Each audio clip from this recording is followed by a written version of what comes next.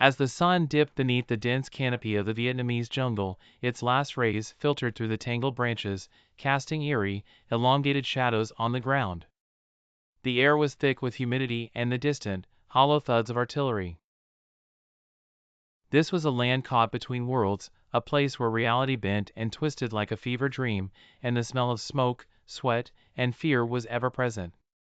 In this twilight of chaos, Skip Sands, a young but weary CIA operative, trudged through the underbrush. His once immaculate uniform was now a patchwork of mud, sweat, and blood, mimicking the moral ambiguity that gnawed at his very core. Trained in the elusive arts of psychological warfare, Skip's mission was to infiltrate the enemy's mind, to blur the line between friend and foe. But over time, the line had become so blurred that he wondered if he even had an enemy, or if he had become his own. Across from Skip, hidden in the shadows of a dilapidated hut, Colonel Francis Sands monitored the surroundings with hawk-like precision. With decades of experience, the colonel was a ghost of the jungle. Stories about him were whispered in hushed tones among soldiers and spies alike.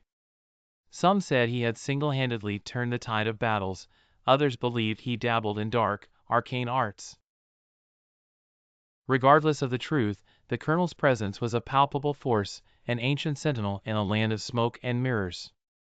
The colonel and Skip, bound by blood and duty, navigated the labyrinth of war together, yet alone. Each sterling mission and failure added to the growing tapestry of confusion and doubt that swirled around them like the ever-present fog. They spoke little, communicating in glances and gestures, understanding that spoken words could be both weapon and shield. It was as if language itself had become an agent of deception, the less said, the less to be betrayed. One night, under a blood-red moon, the two found themselves deep in enemy territory on a reconnaissance mission. Suddenly, the air was pierced by a high-pitched wail, a sound that froze the blood in their veins. It was an eerie call, neither human nor animal, echoing through the forest. Skip's eyes met the colonel's, questioning, searching for answers. But the colonel's expression remained inscrutable, a stone mask devoid of fear but rife with an unnameable dread. Without a word, the colonel gestured for them to move forward, deeper into the heart of darkness.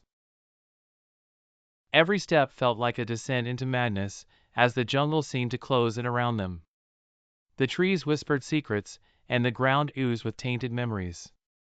Was this an enemy tactic, or just the mind playing tricks? In the haze of war, the distinction was a luxury they could no longer afford. As the night wore on, they stumbled upon a clearing lit by an unearthly glow. In the center stood an ancient tree, its gnarled branches stretching out like skeletal fingers. Draped in ghostly mist, the tree looked anomalous, timeless, and out of place. It bore no leaves, only the remnants of human artifacts, a watch, a boot, fragments of uniforms, swaying gently in the night air. Each item seemed to tell a story, stories of lives lost, missions gone awry, and the unyielding passage of time. Colonel Francis, usually the epitome of stoicism, trembled slightly as he approached the tree. He placed a hand on its rough bark, as if trying to draw strength or decipher some hidden code etched into its surface. Skip stood back, his mind racing through a dozen possible explanations, each more fantastical than the last. "This is the Tree of Smoke," the colonel finally spoke, breaking the heavy silence. "A monument to all we've lost, all we will lose. A reminder that in war, the only certainty is uncertainty."